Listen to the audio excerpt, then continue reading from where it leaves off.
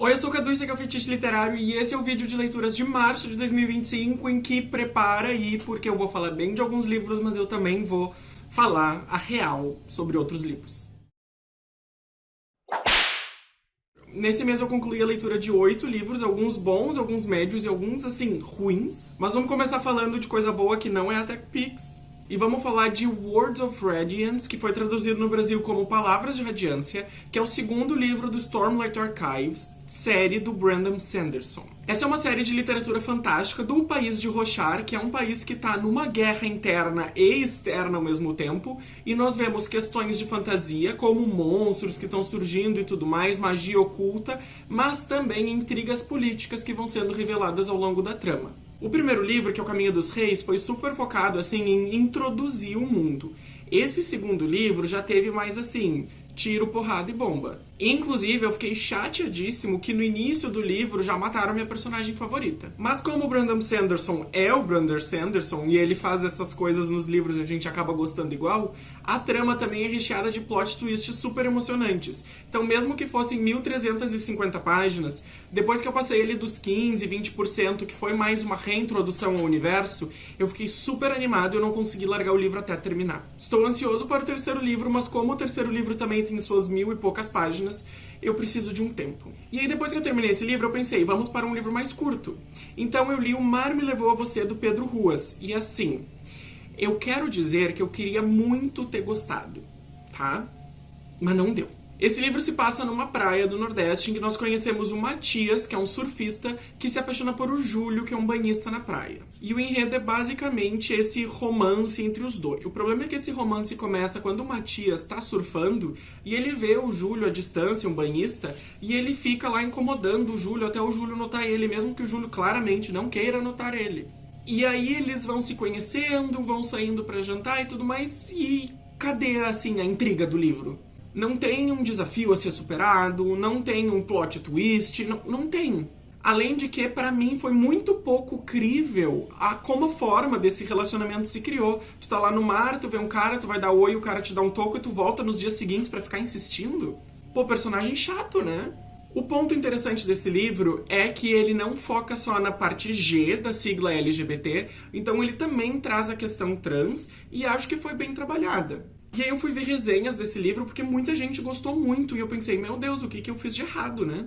E vi que muita gente deu muitas estrelas porque o livro trata da questão trans. O que eu entendo, porque representatividade, as pessoas querem se ver representadas no livro, mas a questão trans aparece lá da metade pro final do livro. O que as pessoas estavam fazendo na primeira metade do livro, em que o livro é chato, não tem intriga, não é crível? Enfim, não consegui, de novo, queria muito ter gostado, mas não deu pra mim. A terceira leitura desse mês foi lançamento, que foi o Semear na Colheita, da Suzanne Collins, que conta a história do Haymitch, que era o instrutor da Katniss nos Jogos Vorazes. Então ele se passa anos antes da trilogia original dos Jogos Vorazes, e eu confesso que quando lançou eu pensei, mais um? Porque o anterior, o Balada de Serpentes e Pássaros, eu não tinha gostado muito. Mas neste livro, Suzanne Collins se redimiu e entregou tudo, mesmo que nós não tenhamos pedido nada. Entregou intriga, entregou política, entregou suspense, entregou drama, entregou um epílogo melhor que o da trilogia original. E se você quiser saber detalhes, você pode ver nos cards aqui em cima. O quarto e o quinto livro foram continuações do meu projeto de leitura do Mágico de Oz, e aí eu li o quarto e o quinto livro desse universo. Que foram Dorothy e o Mágico de Oz, que foi publicado em 1907, e depois A Estrada para Oz, que foi publicado em 1909. Eu fiz um vídeo específico falando deles, que vai estar com o card aqui, mas o que eu posso dizer no geral? Essas duas leituras são um pouco mais chatinhas que as anteriores, porque eles são bem mais infantizinhos. Eles não se passam no país de Oz, o que também eu não gostei, porque teoricamente é para ser livro do universo do Mágico de Oz. Mas aparecem coisas bem interessantes ali. Então, por exemplo, como eu falei no vídeo, no último, a gente vê a origem do arco-íris, do Além do Arco-Íris, a origem da bolha da Glinda, a volta do Mágico de Oz e o populismo.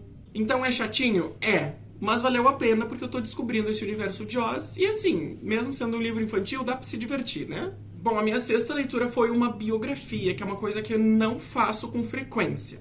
Mas ano passado eu vi que lançou Freedom, da Angela Merkel, que é a autobiografia dela, que pelo que eu vi na Amazon não foi traduzida para português ainda. Nesse livro ela reflete sobre o tempo dela como chanceler, sobre a infância dela e o que ela pretende para o futuro da Alemanha e da União Europeia. Porém, como eu disse, eu não sou muito de ler biografias, e aí realmente também não deu muito certo. As primeiras 100 páginas do livro em que ela fala da infância dela na Alemanha Oriental são muito interessantes. Então ela fala, por exemplo, como na Alemanha Oriental ela tinha menos acesso a tecidos coloridos, e quando o muro caiu e ela foi morar no outro lado da Alemanha, virou chanceler e tal, ela ficou conhecida por usar essas roupas coloridas aqui, esses blazers coloridos, porque os móveis da casa dela também eram coloridos. Por quê? Como ela não teve muito acesso aos coloridos, esse mundo de cores na infância, ela acabou incorporando eles na vida adulta. Mas o resto do livro é chatinho, bem chatinho, e assim, ele é uma grande propaganda política.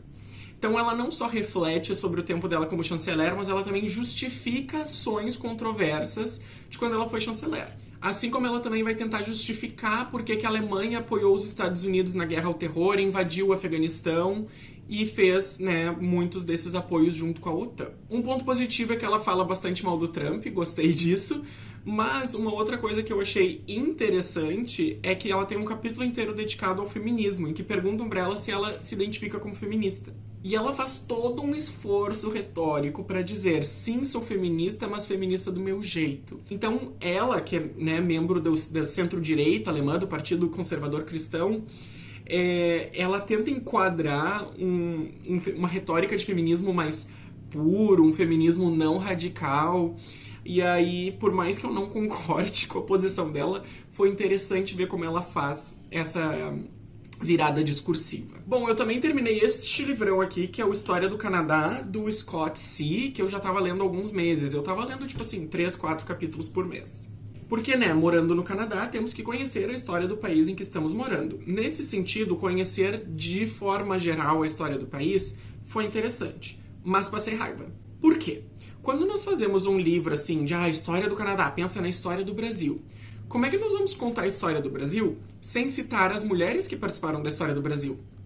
Pois é isso que o Scott faz aqui. Conta a história do Canadá, citando, 3 mulheres na história inteira do Canadá. Da mesma forma, ele tem um capítulo dedicado aos povos indígenas, em que ele passa mais de metade do capítulo descrevendo a natureza do Canadá. Ou seja, falando pouco de povos indígenas. E quando os povos indígenas aparecem depois, eles aparecem meio como um obstáculo a outras coisas. Então é um obstáculo à industrialização, é um obstáculo a isso.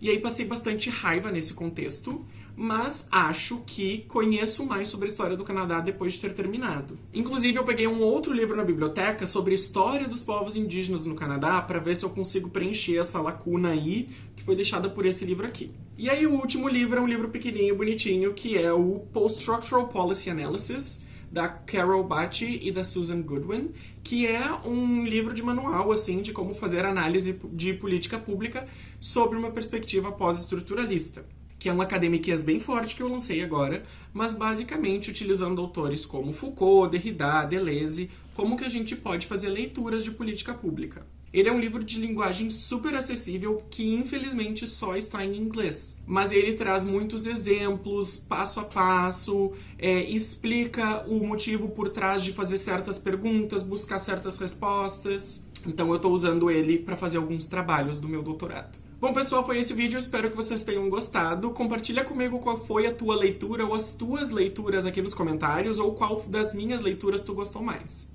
Não esquece de seguir as minhas redes sociais que vão estar linkadas aqui embaixo. Eu vou tentar colocar no comentário fixado também. Dá um like nesse vídeo para ajudar no engajamento. Se inscreve no canal se você não é inscrito. Dá um oi nos comentários para ajudar o engajamento. E a gente se vê no próximo vídeo. Tchau, tchau.